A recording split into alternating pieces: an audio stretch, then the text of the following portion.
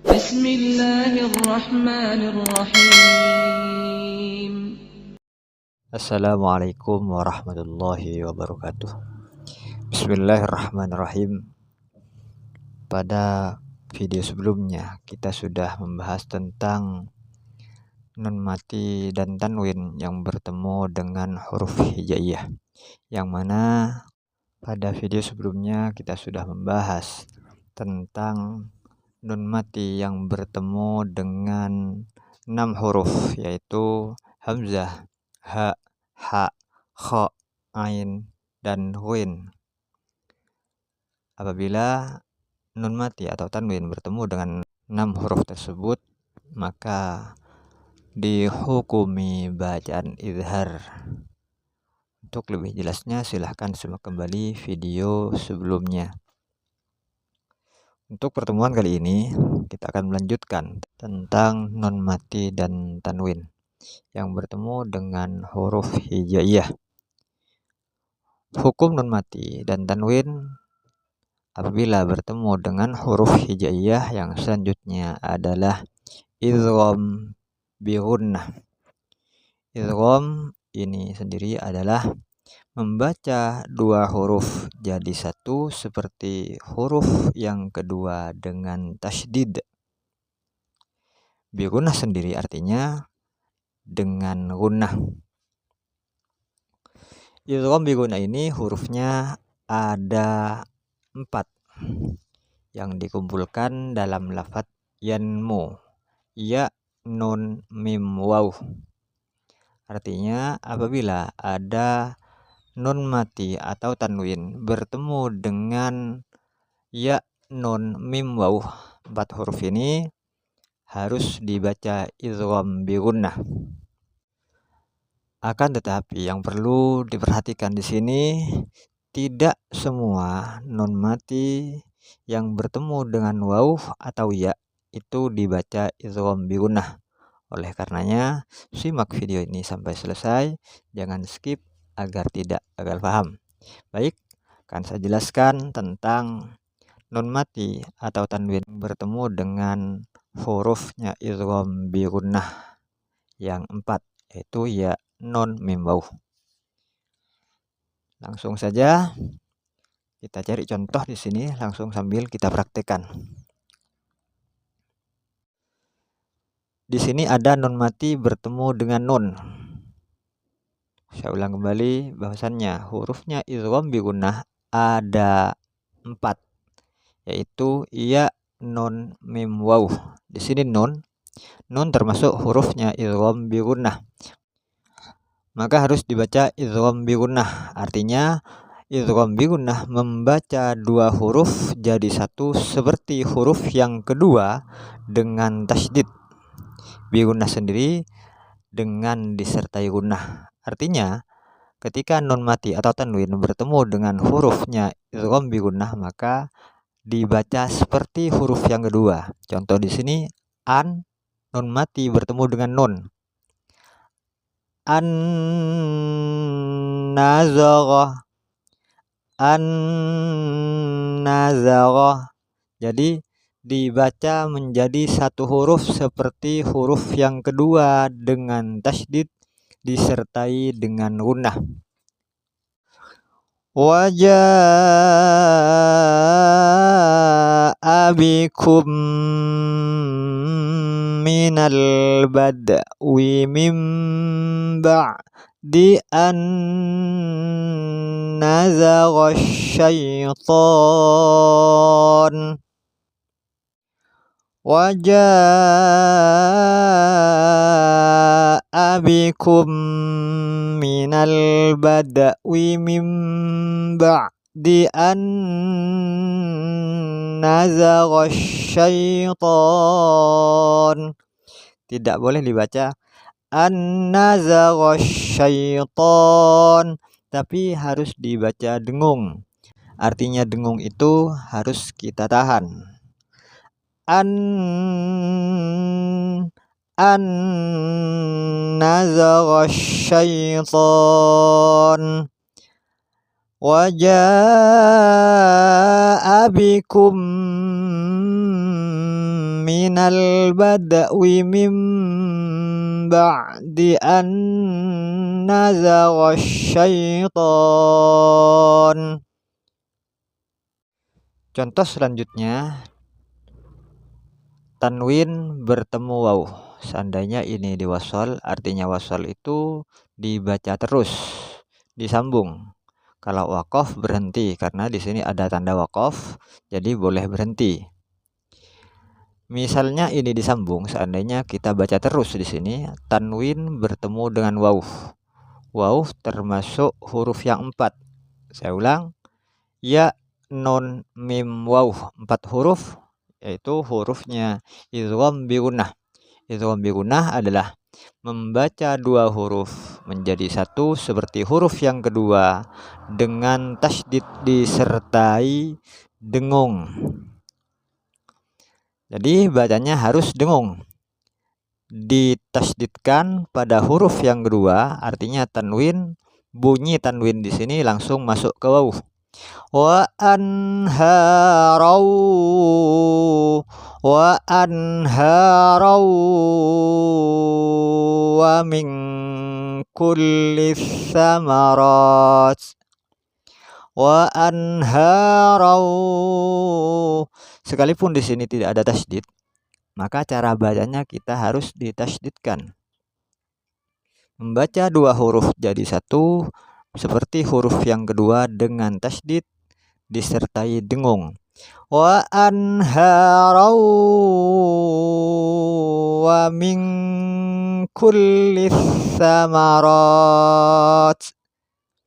Jadi bacanya seperti itu, tidak boleh dibaca wa anharau wa min kulli, tidak boleh, apalagi dibaca wa anharon wa min kulli thamarat, tidak boleh. Jadi harus dibaca menjadi seperti huruf yang kedua dengan tasydid disertai dengung. Wa ja'ala fiha rawasiya wa anharan wa min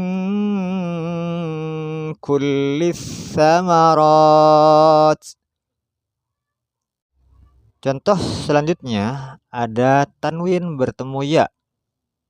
Kita ingat kembali bahwasannya hurufnya idgham bi gunnah itu ada 4, ya, nun, mim, waw.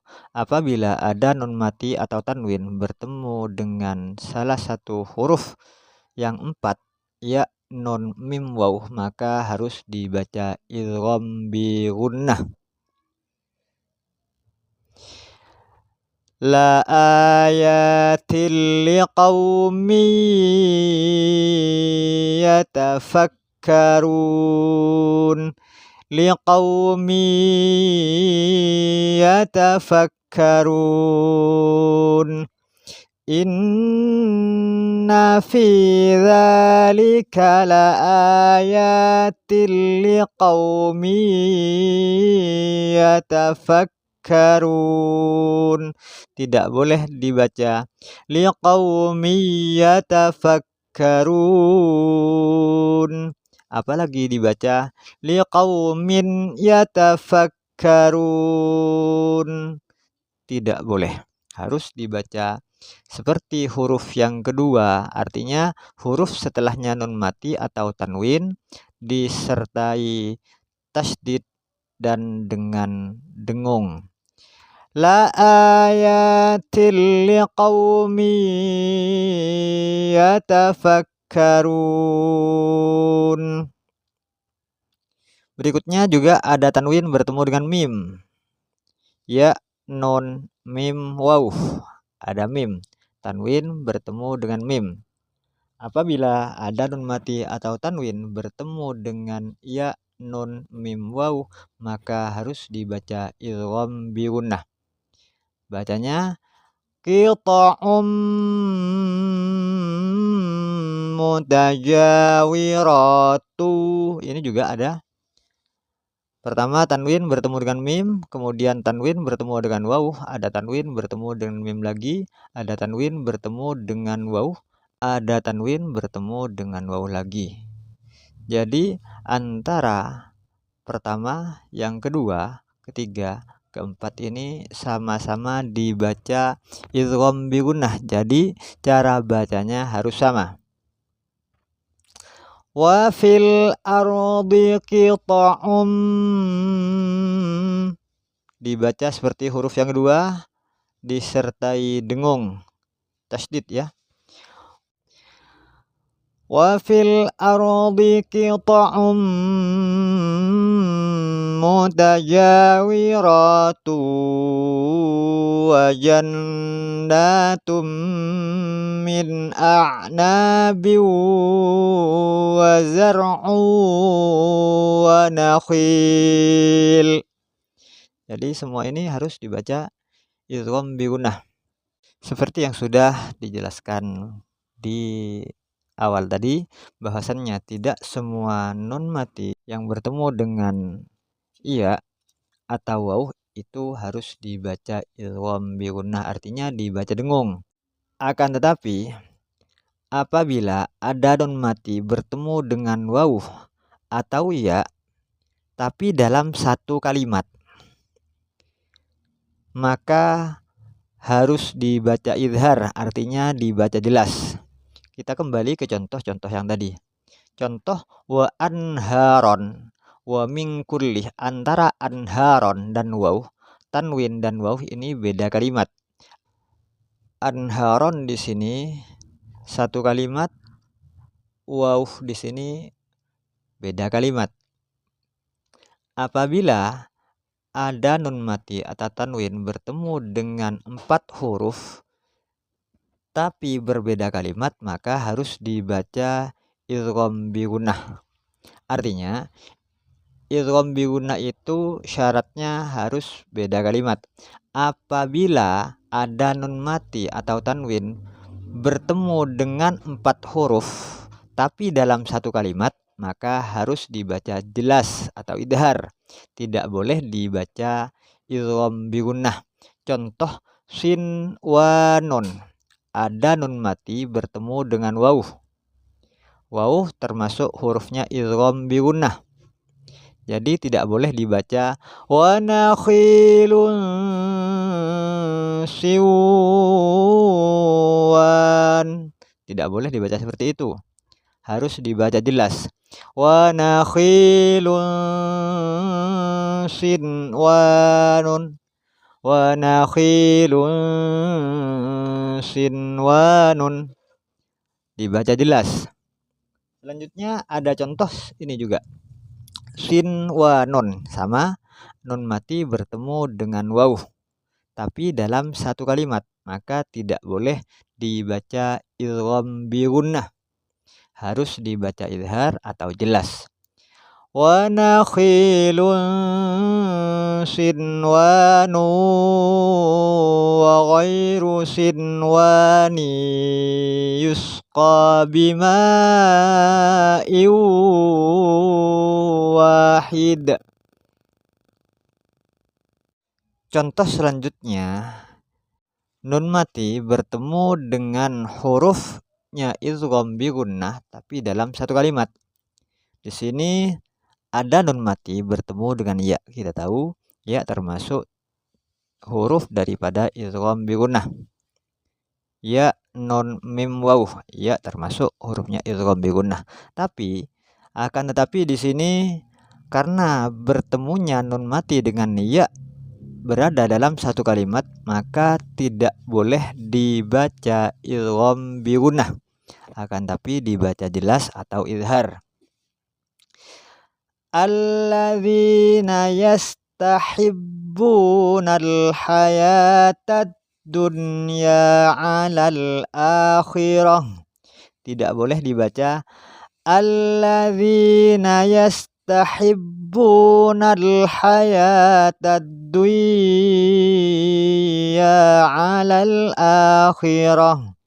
Itu tidak boleh. Karena nun mati bertemu dengan ya dalam satu kalimat.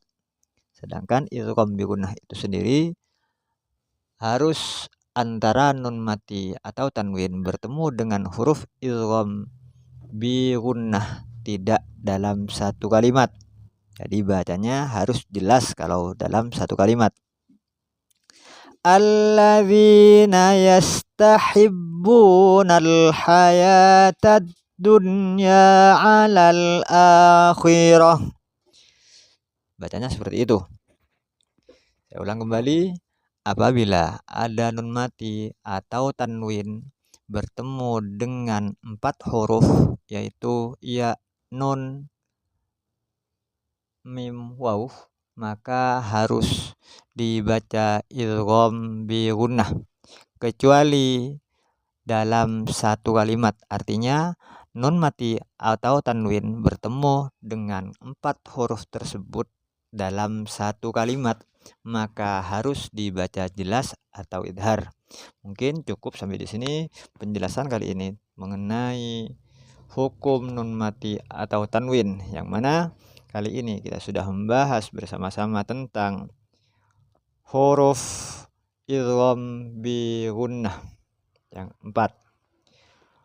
Mudah-mudahan bermanfaat, dan kurang lebihnya mohon maaf. Akhirul kalam. Wassalamualaikum warahmatullahi wabarakatuh.